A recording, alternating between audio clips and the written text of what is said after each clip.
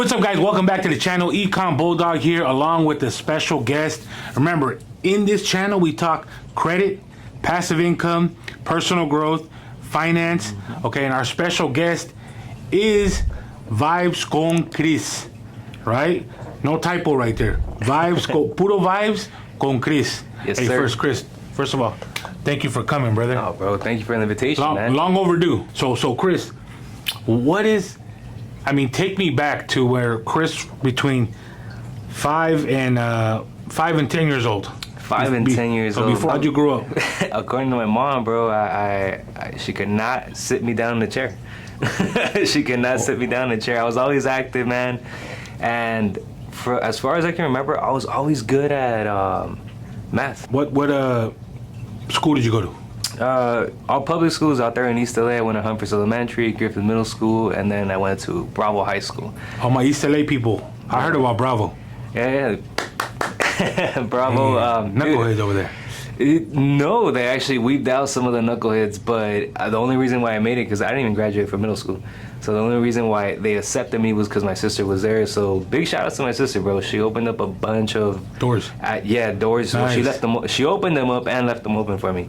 Because she opened them up and then closed them. Nah, no. They loved her so much. My sister, opposite of me, man. She was very, to this day. Actually, she just graduated last week for her master's in nursing, and she's congrats. What's her name? Daisy. Hey, congrats, Daisy, on that degree. Yeah, make and it count.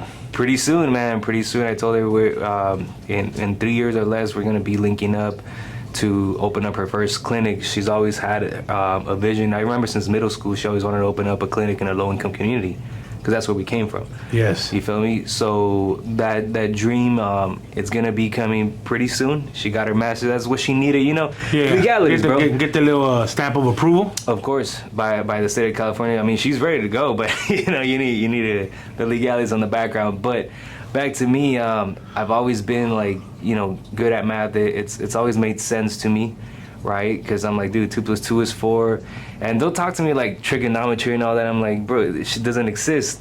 So I always got lost when things just didn't exist on my day-to-day basis in my life, right? So I even skipped the grade, bro. I skipped first grade to second grade. But hey, bro, I never knew anyone that skipped a grade. Bro, I only knew people that got held back. Me too, for sure. Yeah. Grew up mom and dad? Yeah. Thankfully, mom and dad, you know, right around middle school, that's where things started going a little south? You know, between the parents, and I didn't want to be home so long, so, you know, I always kicked in the streets, and I'll play ball, bro. But, you know, that neighborhood, no matter where you went within that vicinity, you know, there was dark shadows, right? It was dark shadows and stuff. But so East LA, what would be a neighborhood or something that was around your neighborhood? Garfield High School, bro. Everybody knows Whittier Boulevard and Atlantic, you know? Okay. City of Commerce, everything gets. What about gang life? Like, as far as like gang, what area would be like big on that area? The Maravilla projects, bro. Maravilla projects. Anything past Whittier Boulevard going down towards Olympic, to this day, you know, it's still a little rough.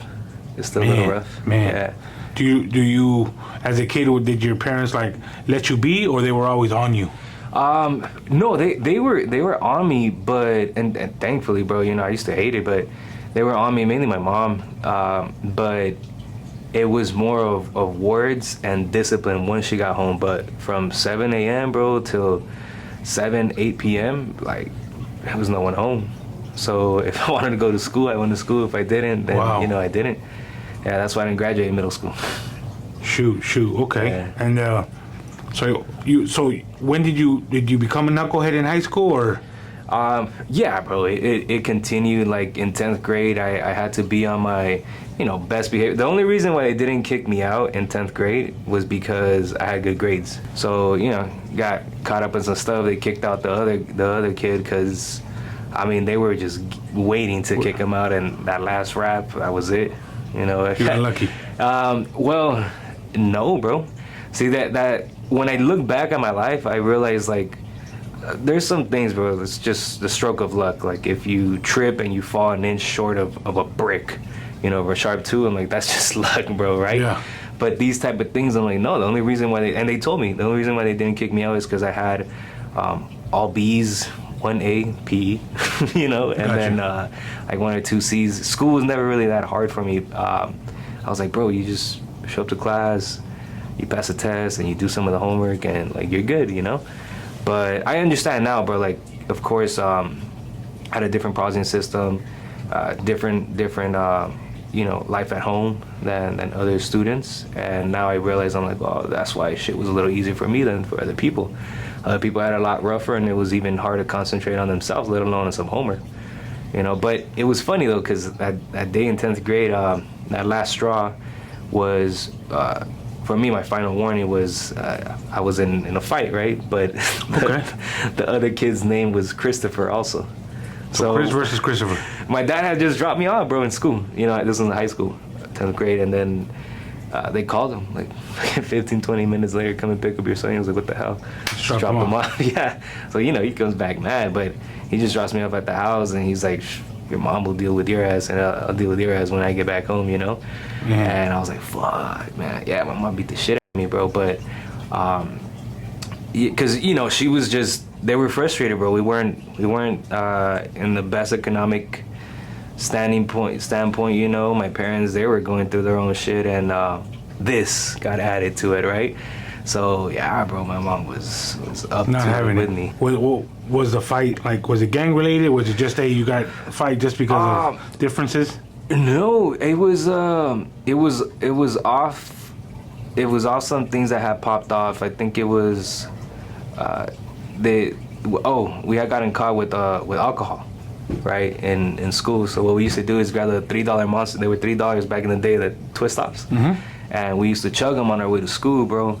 And then we would fill those up with like tequila, and like the whole $3 one, everybody was swigging it around, you know. Damn, And, Monster like, and tequila. No, we chugged the Monster. Oh, chug the Monster. And then we would fill it up with tequila. So we're walking around the campus, and it's just a Monster can, you know. But we all had like 2-3 lockers on every single floor.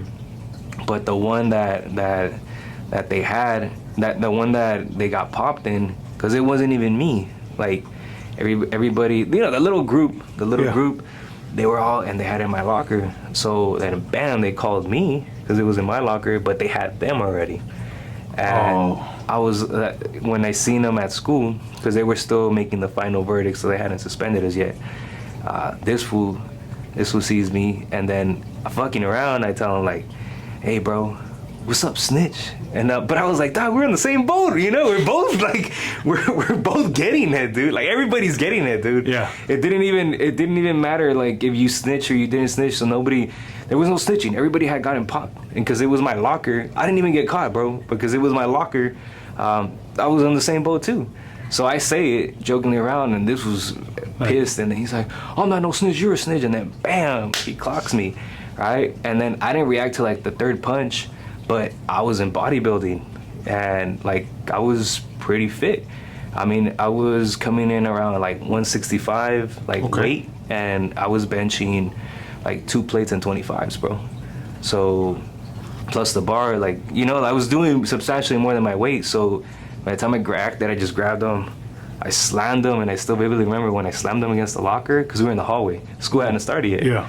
Slammed against the locker, bam, his head bounces off the locker, and then boom, I just clocked him.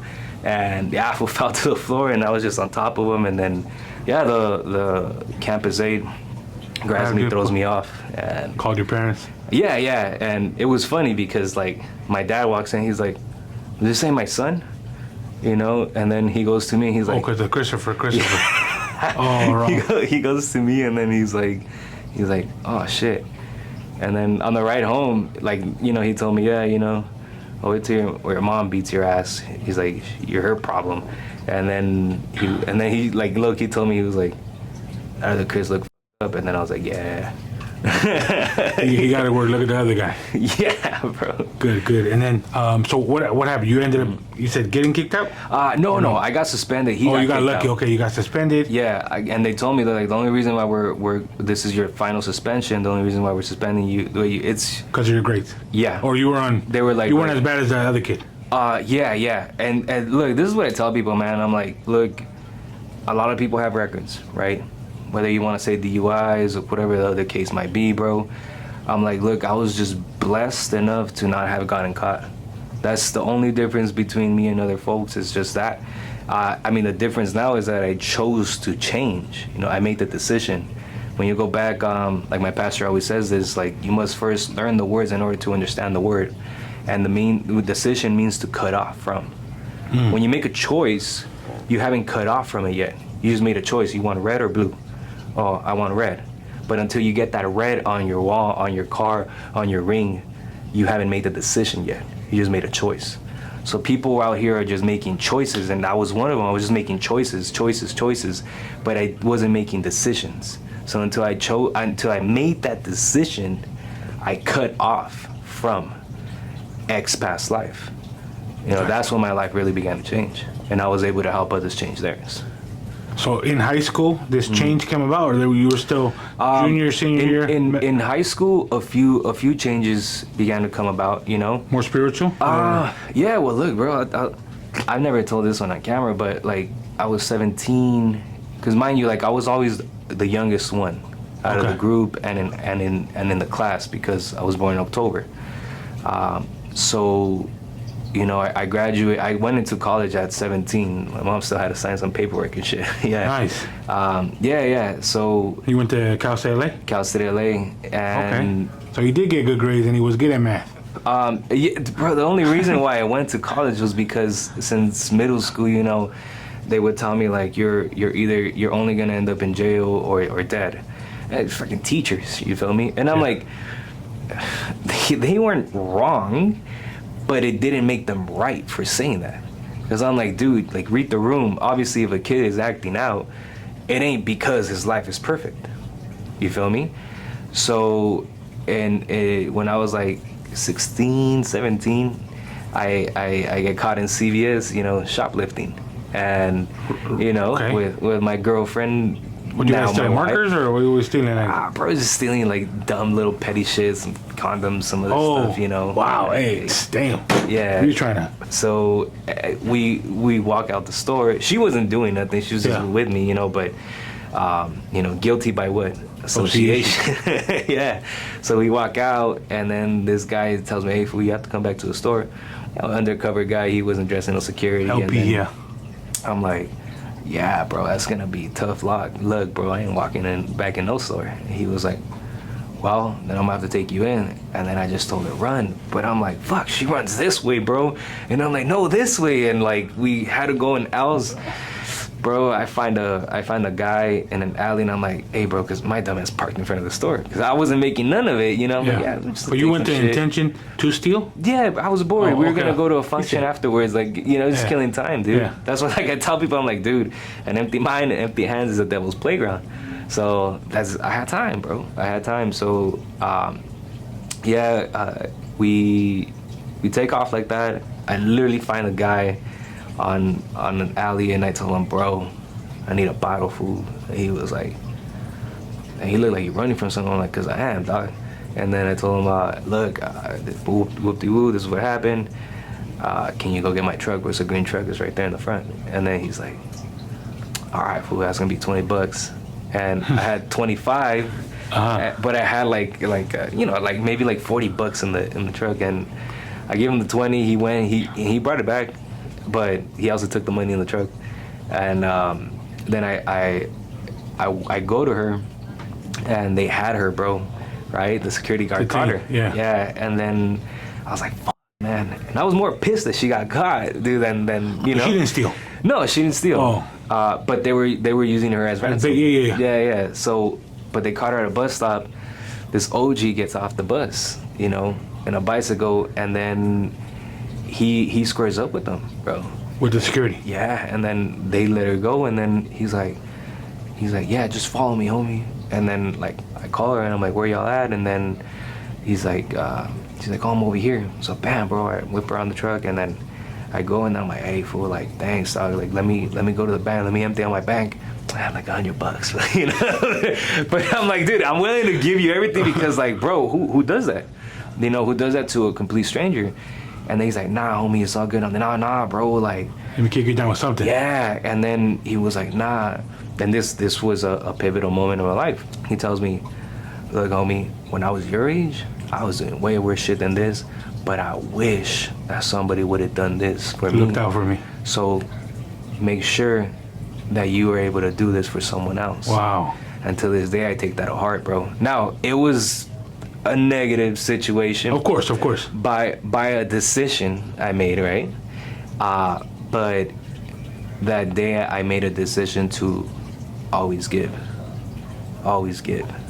You feel me? Always give. Because I wasn't there, like, I feel like I didn't deserve that. You know? That was God's plan, really, bro, because nothing ever happens to you, everything happens for you. So I really took that to heart. Oof. Yeah. So that was one, you know. Yeah. So, and then that was right before college. Yeah, that was. And right you went to before college for what? Business administration with a focus in accounting and a minor in economics. And during college, any kind of obstacle that you had to overcome?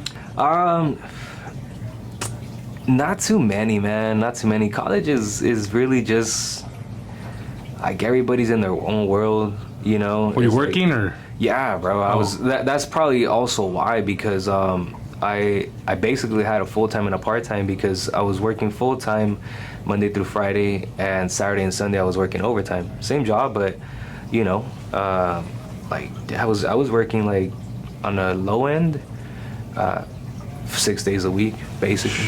Every single day I was doing overtime just to make a decent check, and I was grateful for it because I had the opportunity to, you know. So the majority of the people around me, like, oh yeah, you know, college is hard, going full time, and I'm like, well, motherfucker, I'm going full time too, and I got a full time job, and I still party, fool. Like, you know. So I was like, I didn't. It never clicked to me, but it was because of my upbringing, and like to bring it back to age 5 to 10, like. I grew up hating weekends, bro, because my mom and my dad, we on the weekends, all morning till the evening time, till like 6-7 p.m., we were selling clothes out of a van. You know, that's because, and they were doing that out of strict necessity. Like the things that we do, like we do them to continue to grow. You feel me? They were doing it to be able to put food on the table. And it wasn't no steak, you know. It was just like on the weekends. Diez mío. Well, yes, diez mío. But like that pizza loca, that gigante. You feel me? That $5 homie walking down the block. Shit, bro. Yeah, man. But you know, like that. What would you do when they were there? They were selling, and you would just kind of be a kid. Me and my sister, we were in the van. We just right there, just kind of out of the way. You know, she would open up the van door. It was those old vans, you know, kind of long ones, and they put a rack inside, like 2-3 racks, little shelves, and my mom would go on Fridays. She would go to downtown LA, and she would like surtirse, you know, go buy some Levi's, buy some stuff. She kind of already knew where clients wanted and stuff like that. You kind of buy wholesale a little bit and then sell it. Yeah. She had a good relationship with a couple of people right there. Nice. I still remember the guy's name. Cause she would, like, it would always be said, right? No, tengo que ir con Delmer.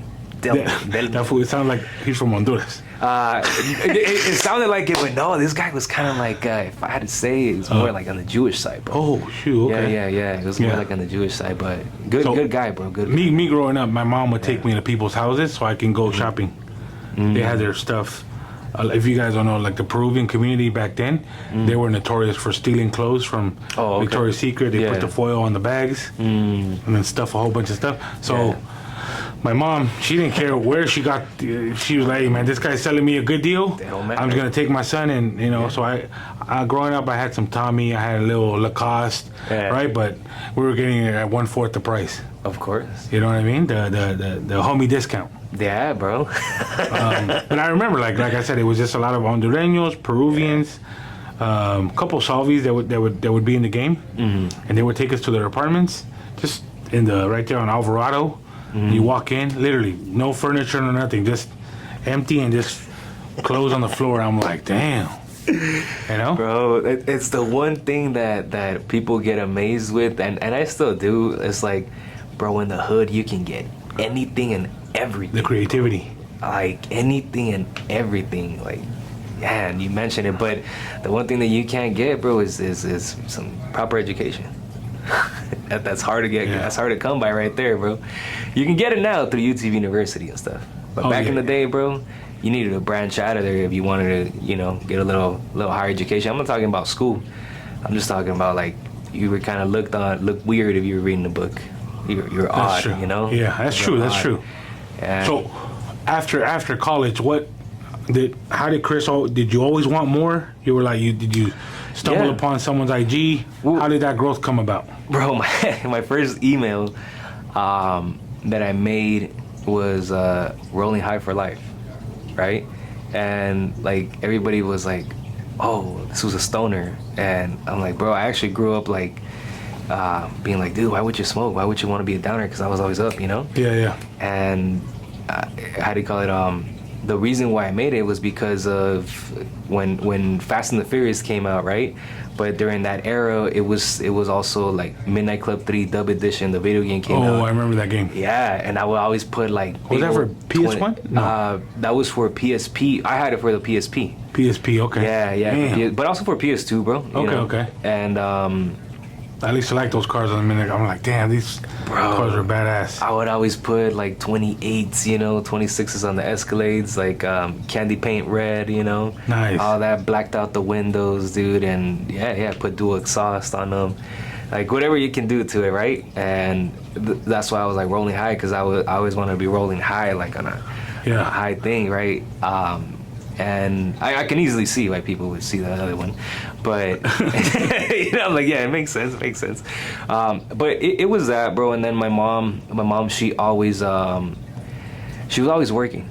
She was always working. It's just unfortunately in her scenario, she didn't have a lot of time, or her surroundings didn't motivate show her, her something or- different. Yeah, of course, yeah. You feel me? Yeah, and also she didn't know nothing about motivation, bro. My parents are from the era of like, shut the hell up and get to it, Yeah. And you're either gonna because this Sink is or my swim. mom's. Yeah, this is my mom saying to me, "Lo vas a hacer o lo vas a hacer llorando." You feel me? Like you had a choice. So sometimes I pick the second option. Sometimes I would just get up and do it. But yeah, bro, it's that type of era, and it's like they say, hard times create tough people. Tough people create. I forget the saying. Hard times create tough people create easy times create Weak man. and weak men create hard times. I'm not trying to create no hard times.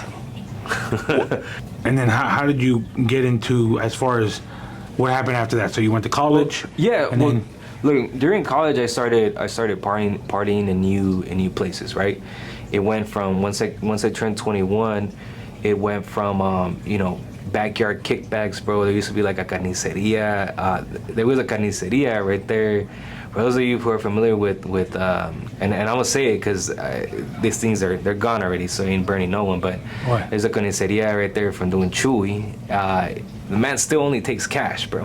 So if you ever pull up to there, pull up for cash. But that was a spot that everybody will go get their meat at, right? From Chewy. Yeah, good meat, bro. Good carne asada right there. But across the street, there was a fruteria, right? And the dad, the owner, good guy, bro, everything. But once he passed away, the kids, they started selling like illicit items in the bag. They started out with fireworks, and they moved on to other shit. And they used to have kickbacks right there, bro. the back. In the back, but it was all just dirt.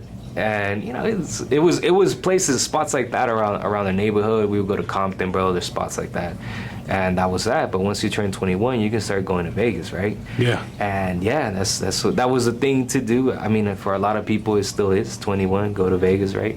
Have your first drink over there. And yeah, when we shot out to Vegas, I started going to different clubs out here now, and I started going to clubs. And one time, this friend from high school, she was like, hey, she started kind of like singing, bro, and like getting in those type of environments in those rooms. She's like, yo, come through. And we go, and man, it was a house in the Hollywood Hills, right? And I mean, this dude coming into his house, it wasn't a super long way, but it was long enough to say it was an entrance, right? Yeah. Just to get into the entrance. And then he had a nice big rectangular pool. On the sides, he had dolphins that were squirting out water, right? Like, I had never seen some stuff like that in person. Seen in music videos, stuff like that, right? But I never seen it in person. And then, you know, he still had space, bro, for everybody to gather. And then the house was in the back, right? And I was like, damn, bro. First thought is like, damn, I wonder what this sells. Of course, automatic. Because that's all I knew. And I didn't even know he was the owner, bro. But I ended up chopping it up with him. And then he told me, look, homie, you're a youngster. And he was like, hey, look, homie, like, I feel you where you're at. But all you need to understand is all you got to do is change the product. Keep the hustle, change the product. Oof. And he did real estate, bro. He did real estate. So, you know, you hear things, bro, but they don't click right away. But you hear things, and when it's time for them to be implemented, I think they come back. I think they come back to your memory, like, oh, homeboy said this, let me do that, right? And but that was your first time exposed to something like that. Yeah, bro. Yeah. So I was like, man, I want this. Like, I need it. It started as a want, and it grew into a necessity, because I'm like, look, bro, once you've had, you know, a little taste of it, like, or even feeling the door, there's no going back in the same comfort. Yeah. Feel me? Like, dude, you can be rolling in a 92 beater your whole life, but once you get into that 2025, you know, same car, 2025 Corolla, and then you get back into your 92 Corolla, it's just never the same, bro. It's just never the same again. So, you know, from there I kind of like started thinking of like, what's a different way, right? What's a different way? And, you know, I started getting into like OfferUp. Okay. OfferUp, I started no arbitrage? things. Yeah. Selling stuff? Okay. No arbitrage. But it started off like, you know, old stuff that you had in the garage. Just, and yeah. I was like, oh man, somebody gave me $50 for this? That's crazy, right? You started putting in the work.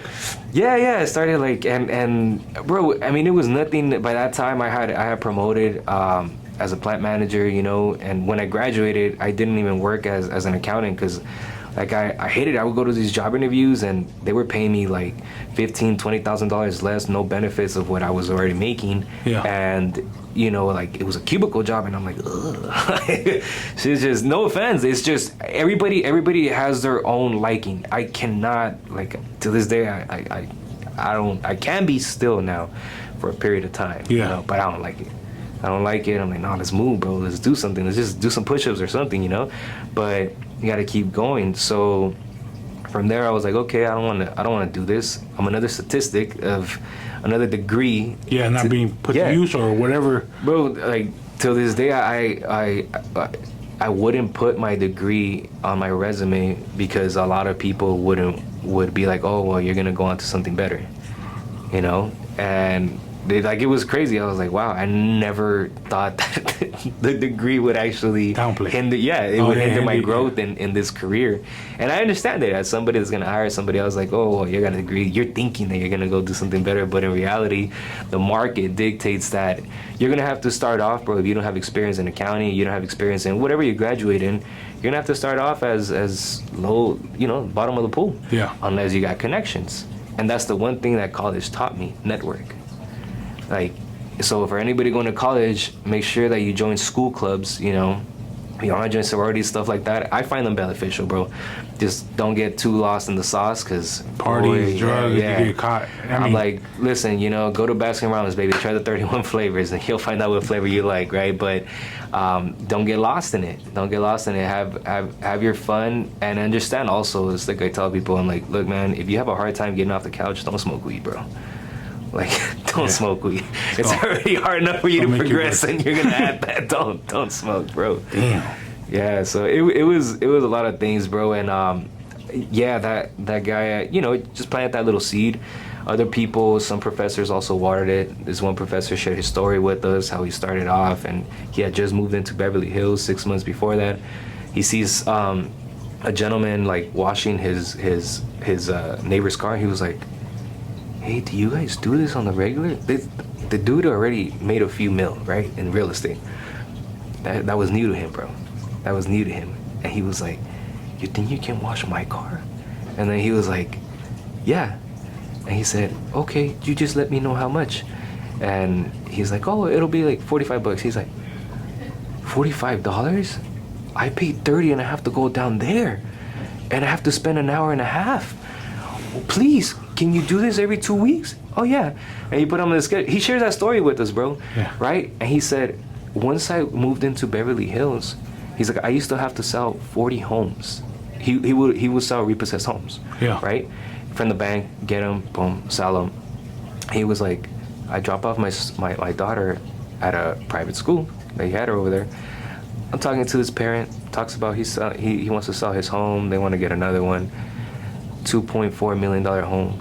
He's like, I helped him sell his house. That one house paid me more than those 40 homes. He said, from there on, I just sold those houses. I blew up. So you like, wow. What do they say? You want to make more money, you got to sell to rich people. People that see the value that you're providing, bro. Yes. You feel me? Like it's that simple. The hard part is to do it consistently. Feel me? It's like the life insurance industry. It's a simple industry. The entry level is not that high. Entry level, entry curve. It's not that high. But to succeed in it, it's the hard part. When did you get your first taste of like online sales or either digital marketing, life insurance, or how did that path start about? Well, my first taste was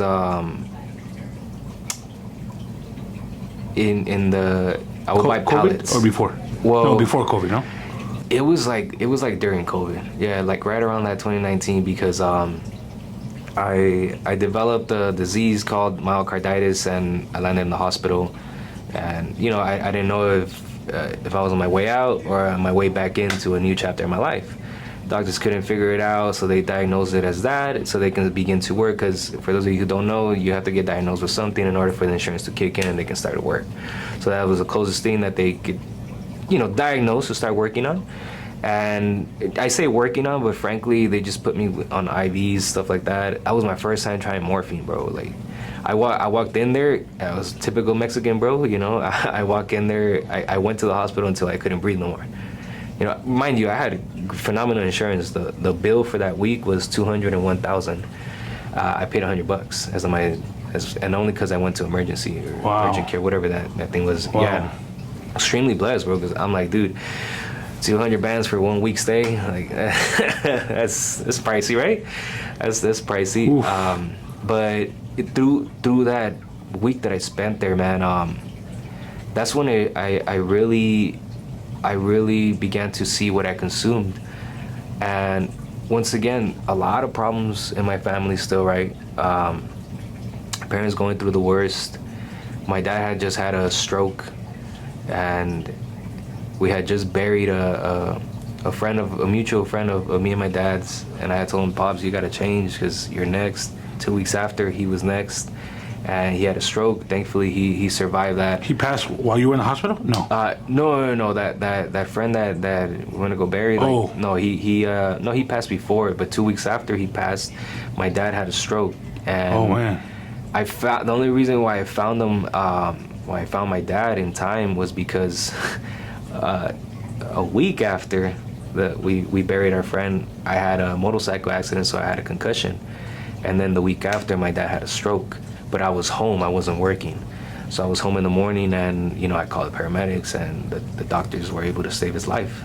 It was hard, man, because the doctor's like, hey, we can't do nothing. Your dad's not, like, responsive anymore. And I told him, bro, there's always something that you can do. I'm like, there's always something. It's just some decisions are harder than others. So what else can we do? He's like, well, we can open up his brain and try to save him and do it. I'm like, if he's already gone, just do it. And he's like, well, I'm gonna need you to sign off. I'm like, look, bro, I'm over 18. I'm his son, biological son. Like, boom, sign off the paperwork, and bam. So he has a shunt permanently in his brain, like that's flushing out the liquid that the brain accumulates and stuff like that. So that happens, and then. So he's still active right now? Yeah, he ain't the same. He ain't the same. But technically. For the government, like permanently disabled, but he's able to shower, and stuff like that. So that's a huge help for me and my sister. My parents, they're completely separated now. Okay. It was for the better for them, really. Thankfully, like me and my sister, we we were like, whew, finally that season's over, right? Yeah. But yeah, like a week before I go into the hospital, I lost my first mentor. And she poured so much into me and into my wife. She's actually one of the biggest reasons why my wife and I are married today. She passed away from cancer, and I still remember her last words. I had to hear them from over FaceTime, and she was like, "Hey, Chris, they're telling me that I'm gonna die." And then I was like, "Yeah, I know." And she's like, "I just want you to know that I gave it all I had." And I told her, "I know that too." And then her wife grabs her phone and she's like, "Hey, they're about to increase the morphine," and that's that. And damn, bro, like that was a week before you went in the hospital. Yeah, I fell into the hospital like 2 weeks after. Okay, like around. Like it was just like, bro, you talk about a shitstorm. My best friend's father, one of my best friend's father, he was definitely like a father figure to me, bro. Because during that time, my dad became a real alcoholic, right? And to the point where me and my sister, we would have to go fish him, like bring him back home, bro, and shit like that. So, his dad, he kind of see it, and he would give me some advice, let me sleep over at there sometimes too. He's like, "Hey, don't be driving like that, just stay here, bro." And really had a lot of love for him, still do. But the day that I came out, he passed away. And they didn't tell me for a whole week. They only told me a week after because it was the last day of the novenario. And when they told me, bro, like I swallowed so much because I would always tell people, I'm like, "What are you talking about? Your heart hurts. Nobody touched you, dog. Like, shut up, Yeah. When they told me, like, my heart hurt, bro. Like bad. Like thorn? Yeah. Like I still remember. We got home, my boy was at the house, which was odd. Usually hits me up that he's gonna pull up or something. But I was like, "Oh, cool, whatever, he's here." And then my wife and him, they look at each other and they're like, "Hey, we got something to tell you." I'm like, "Oh, what can you tell me now, right?" How do you pass it? Passed away during COVID, man. He went to the hospital, didn't come back out. Wow. Yeah, so wasn't even able to see him, So that hurt real bad. But during all that, like, I remembered Tara was her name, bro. I remember her last words, "I gave it all I had." And the doctors, they gave me 9 pills, bro, when I came out. 3 of them I had to take 3 times a day. I was seeing black dots. Everything was hurting, bro. Like, literally my earlobes. And I was like, I just got down on my knees and I told God, I'm like, "Look, God, from all the things that I've been through, done, I'm like, I would have never expected to go out this way." I'm like, I always thought I was gonna go out like 200 miles an hour, bro, on a wall or something. I'm like, that wouldn't have been a shocker, right? But I'm like, this 26, this, and I got down on my knees and I told God, I'm like, "Look, man, Lord, I'd rather die standing than live on my knees. So I'm gonna give it all to you." I changed everything, bro. I ate the healthiest I ever ate. I made it. I looked at what I consumed, and this is something that we don't look at, man. We think that consumption is only through the mouth, but consumption, the biggest consumption is through the eyes. The second one is through the ears. The third one is through the mouth. Just think about it, bro. You're always seeing, and you're processing it. You're consuming it. You're always hearing. What are you hearing? Are you hearing that you're a lowlife, you're not gonna be able to do it, blah, blah, blah? You're listening to all this rap music. I get it, bro. I like it. I like it too. Corridos, everything. But the majority of these lyrics are talking about gangs, drugs, infidelity, betraying your own people. I'm like, dude, what the fuck? Like, it's subliminal messages that are right out there in front nowadays, right? So through all of that, I started consuming cleaner things through all those 3 aspects. When I went through my dark time, man, I've never been so spiritual. Mm-hmm. And even my wife, she went through something, with her back and stuff. Yeah. I've been with her for almost like 20 years. I've never seen her read the Bible. Like, we'd go to church on Sundays. Mm-hmm. I've never seen her read the Bible, and she started reading the Bible. Wow. And I was like, okay, she's reading the Bible, maybe she wants to, but I didn't get it until I went through my situation, which I can really empathize with you, Chris. Like, we don't know, right? I thought that was that was it for me. You know, and one of the things that I do want to be, you know, direct and transparent is like, I thought I was covered with life insurance, and we have some kind of coverage with the Marines and stuff, with the VA. But that's when I reached out to you guys, and I was like, hey man, and even calling you guys and going through it, my anxiety was kind of like, oh my God, like, come on, Jazz, Chris, I need a policy or something like that. I need something, because right now I don't even know if I get back, you know, make it or whatever. And you know, we got the ball rolling on that, and I do appreciate you guys just for, you know, starting the process. And I know you guys told me before, but I was so like naive, right? And I think a lot of people, we're naive, or we're like, we think we know it all, or like, nah, we're good. It's not gonna happen to me until you go through some dark times. Bro, we especially as Latinos, we are famous for kicking the can down the road until we run out of road, and we still got the can, bro. You know, you're like, dude, the buck stopped here, and now you got to do it. And usually, when you got to do it, it's in the worst of times. It's kind of like when you go ask for a loan. When you don't need it, they'll approve you. Oh yeah, no problem. Yeah, this guy, no. But when you need it, you're in a crunch. Oh, wow, you're missing this. We can't give it to you because of that. It's very similar to insurance, car insurance. Nobody wants it until they crash. Once they crash, like, no, well, you'll get insured for the next crash, but this one is done, right, bro. Yeah. And you know, as Latinos, right? Yeah. It's like we never think of the future. We're always living in the now. Yeah. You know, so that's what led you to be in financial services. Yeah, because like during that week in the hospital, like, bro, I'm in the bed, and did you have life insurance at that time or no? Yeah, I did, because had I had life insurance since I was like 21. You and your wife? I had a term. Or no? No, we were dating. Actually, she's always had it, bro. She's always had it. Okay. Yeah, apparently my mother-in-law, she's always been on these policies, bro. So she's had them all with some permanent policies since they were young, in their teens. She racked them all up because she's I love my mother-in-law, bro. She's one of Shout out to Doña, ¿cómo se llama? Yeah, Rosa. Doña Rosa. Rosa, man. Gracias por poner las pilas a su hija. By the way, she helped take care of me, bro, after I came out. Wow. She's the one that literally fed me, because I didn't know how to eat healthy, bro. I didn't know what that meant. I mean, I was eating fast food for breakfast, lunch, and dinner. And, you know, for lunch, I would have a beer or two and you know, keep it rolling. Yeah. Like, bro, at 26, like, yeah, you could do that. No problem, really. You know, as long as you were active, like, you were going to stay like that. But my mother-in-law, she really did all that. So she already had policies for them, you know, so they all have a little accumulation. She's like, hey, things happen, life happens. And I love my sons. Under my protection, I can protect them. But once they're not, I can't.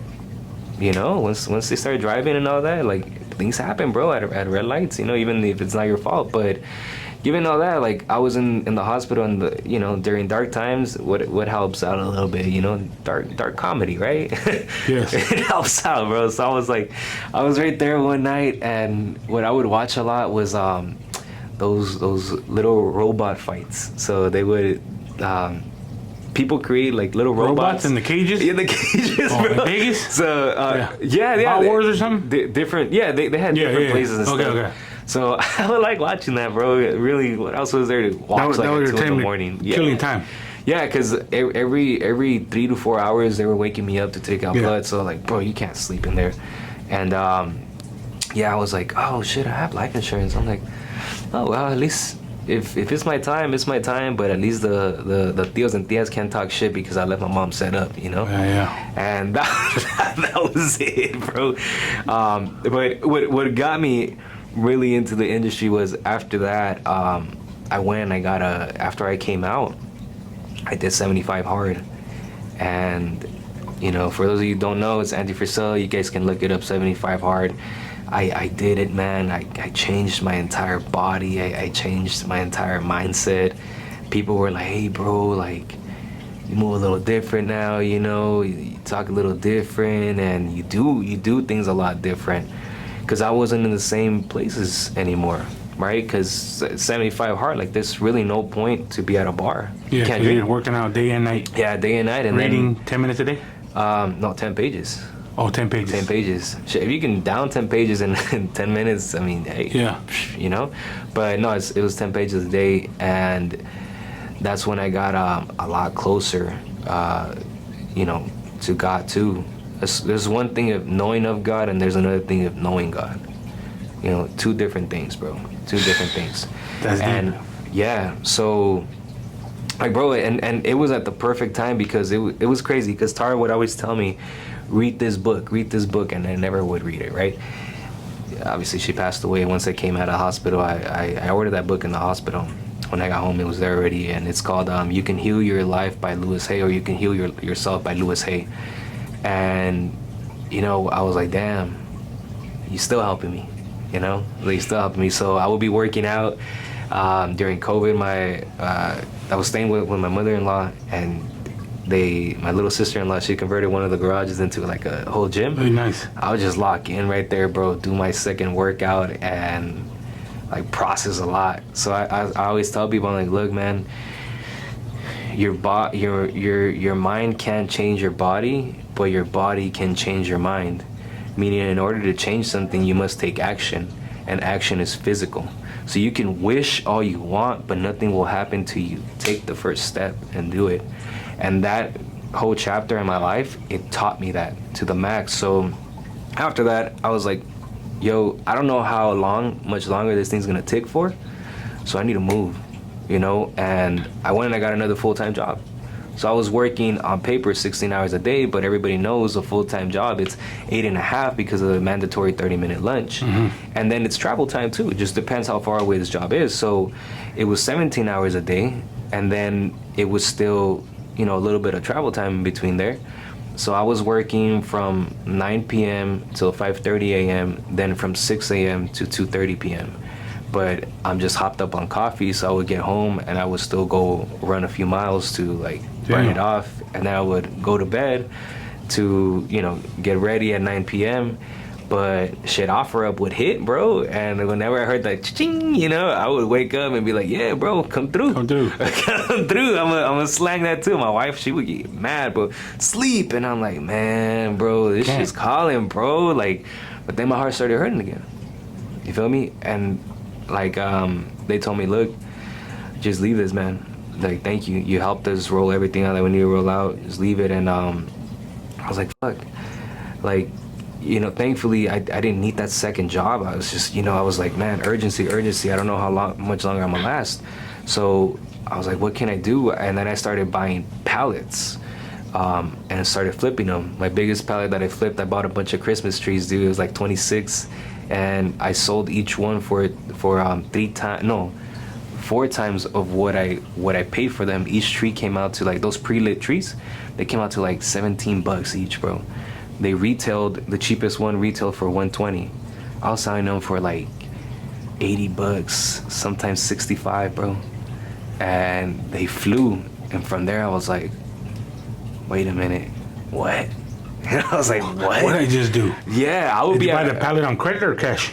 No, it was cash, because I just pulled up to Like one of the warehouses, like liquidators? Yeah, some random warehouse, bro. I was like, there's a bunch of warehouses here. I just asked around, hey, who sells pallets? Like, oh, that guy over there. El fulano. Yeah, I pulled up. It was an Asian guy, bro. And I stopped because the guy ended up moving locations. I Same guy pulled with up. the mansion. He goes, hey, won't you? Bro, Full circle. yeah, No. this guy didn't leave a letter or nothing. I would have kept on buying, but he didn't leave no trace, nothing. I pull up one day and Operation gone. This paisanos just right there sweeping, bro. Nothing but crumbs and Yeah. ornaments. And he was like, hey man, take whatever you want, we're throwing this away. Wow. I took a few cables, bro, and shit, you know? And that was that. So from there, I'm like, look, bro, we can't just keep on doing hits, you know? And then we connect, they were doing some drop shipping, right? Yeah. And I was like, man, like, me and my wife, we sit down and we're like, look, if we want to have a family, we need something where we can be parents. She's like, this shit ain't gonna work. You fucking working all day, Yeah. you know? And then just to die like 40 years earlier, you know? Like, bro, I wasn't even 30, dude.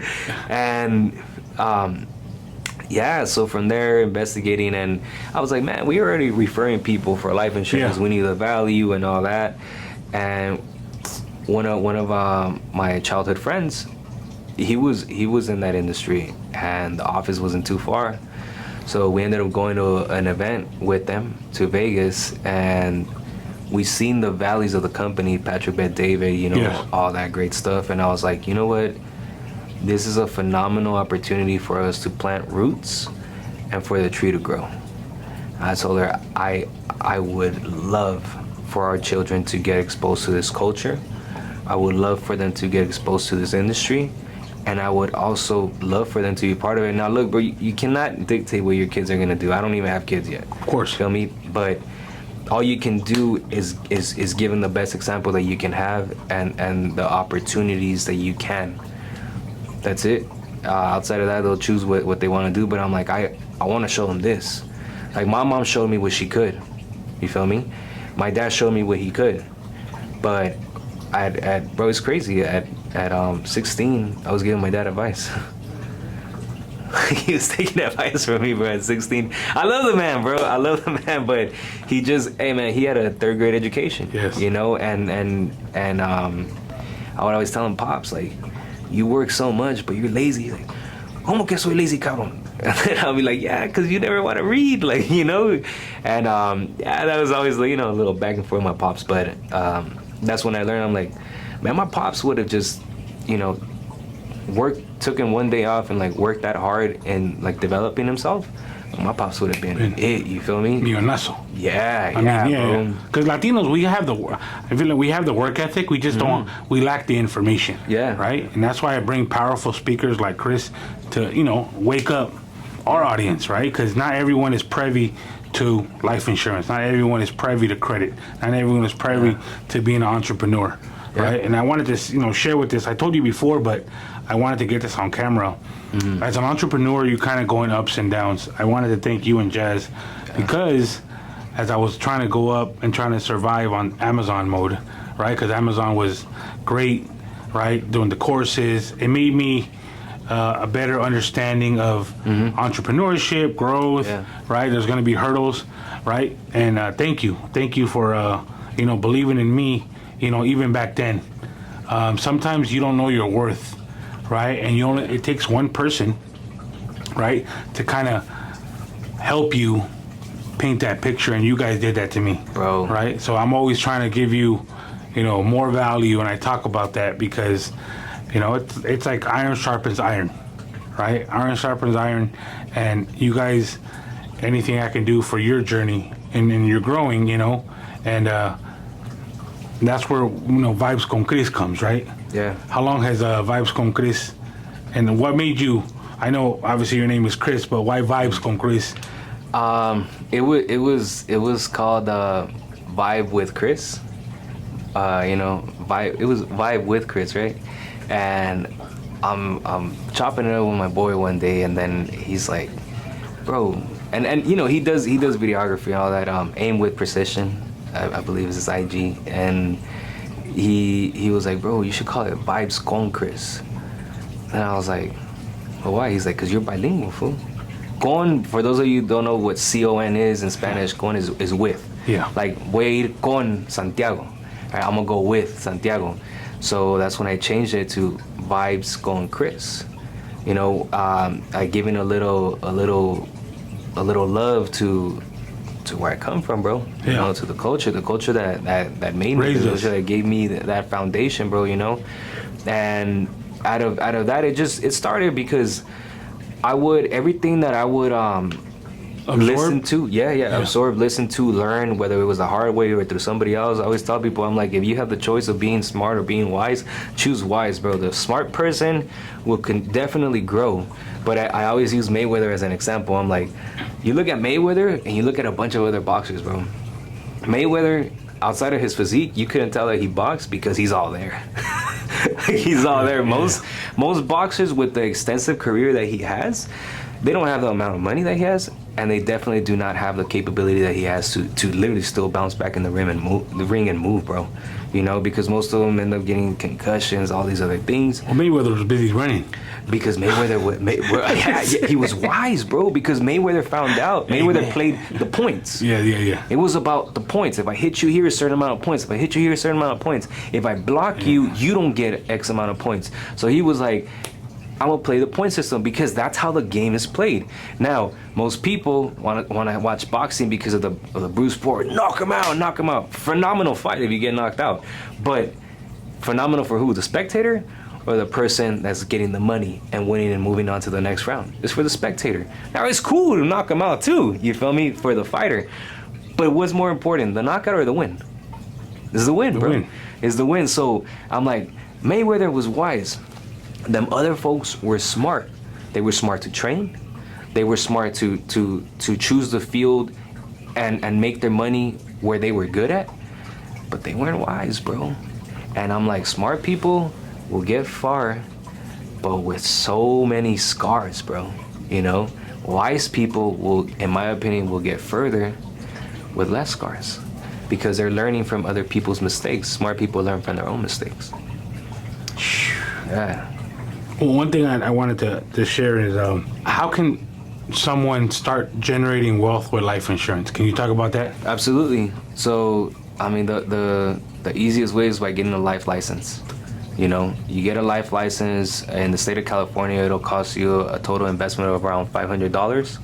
You get that license, you plug into the culture, bro. I mean, it's to an office, but I'm like, whenever you're gonna go into this industry, it's not just about the license. You can work solo, you know, appoint yourself with different carriers, but I'm always like, bro, the environment is what really makes you or breaks you.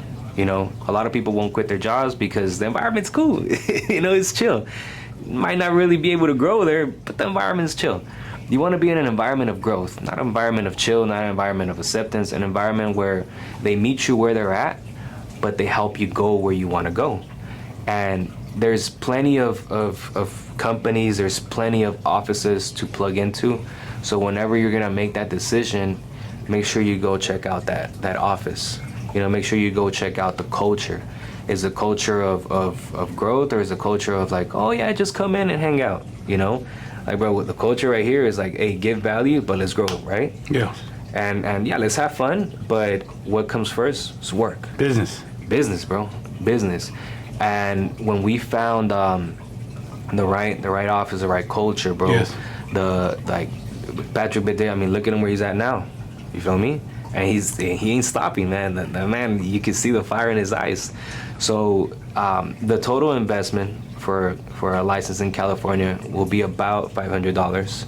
Okay. But I can almost guarantee you, for us, our first sale, we made our investment back and then some. Wow. Just with one sale, you know. So that's when we seen that.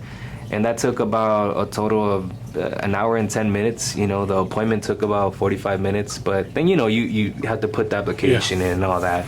So total investment was about that. So one thing that you sparked is like, okay, so to get a license, roughly about 500, right? And if you sell a policy, yes, is it commission based? Correct. Based on okay. There's two. We're on commission based, but you can also go with the company that, you know, they give you a base pay, but the commission is gonna be a lot lower. Got it. But one thing I want to share is, let's not focus on the money. Focus on the lives, the lives that you're changing because of what you're doing. And I think that'll lead you in a better direction at the same time. Like, I have an intern right now. Her name's Janet. I'm not paying her, right? She's an intern. But I'm teaching her more valuable skills. Yeah. She just got into Navy Fed, right? Literally, like, as we're here filming the pod, she's in there in Navy Fed already. Yeah, she's on the phone. So I'm going to make sure that you level up with us, yeah. Right? That's why Chris is here, right? I've been to his office in Montebello, and they have meetups there, Tuesdays and Saturdays? Tuesday evenings, Saturday mornings. Tuesdays evenings, Saturday mornings in Montebello. And they talk, you know, culture, growth, how to get better at your craft. Yes. Right? And one of the things that, you know, Latinos lack is they get comfortable, right? Right now you're probably watching us and Nothing wrong with the warehouse job. Nothing wrong with the mailbox, mailman. Nothing wrong with those jobs. But you want something that's more fulfilling, right? If you being a mailman is not really fulfilling and you're just doing it to do it, right? You're not really gonna get ahead, right? I'd rather work, get paid $50,000 working for myself, or in a culture that I thrive in, rather than making $100,000 for another company. And these are growing pains that you just absorb, right? Some of you guys probably grew up in East LA and you you vibe with Chris, right? VibeConChris, right? And then that's why I have him here, right? Because I know the value that him and his wife bring to the table. Anytime I have a meetup, they'll pull through, all right? And I shared that with you guys. The reason I wasn't able to pull through the times that you had, because I was going through my stuff, and I'm glad I broke my shell. So anytime you guys got an event, from here forward, count me in. Just say, Santiago, I need you to pull up. As long as there's no softball event that I gotta go to, I'm pulling up, man. And but yeah, so Montebello Tuesdays and Saturdays. And how can they reach you?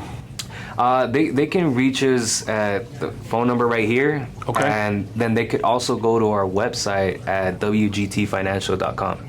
So wgtfinancial.com. All the links will be below. Yeah. And look, to add to something, what you were talking about, absolutely, you're saying there's nothing wrong with this, there's nothing wrong with that. The thing is that if you want more, you got to do a little more, right? But a mutual person that we both actually I introduced you to Myron Golden, no? Hey man, podcast done. Podcast is done. So I couldn't remember who introduced me to Myron Golden. I tell Santiago, hey bro, you should tap into this guy. He just looks at me like you're playing with me, right? And I'm like, no, you should tap into him. He's like, bro, I sent you this person, bro. What are you talking about? And I'm like, oh, well, either way, tap in. Nonetheless, the information's there. Yeah, nonetheless, he said this, bro, which made complete sense, and he explained it much better than I ever could. And paraphrasing here, right? But he said, man, many of you guys, it's not your work ethic. It's not that you don't get up on time. It's nothing that you're doing. He's like, if you were to put yourself, the problem is that you're working in a place where you're capped. That's it. So if you were to put the same amount of effort, hours, bro, maybe even less hours, but the same amount of work ethic in another environment where you don't have a cap, when you're not capped because, hey, let's be real. Some of these jobs, unless you marry the daughter or the son, you're not going to promote. Oof. Nepotism. Nepotism, right? And some of these other jobs, you have to wait 10 to 15 years for your supervisor to retire, and then you can move up to that position, right? Or you have to pray and hope that the company expands and that they open up another position.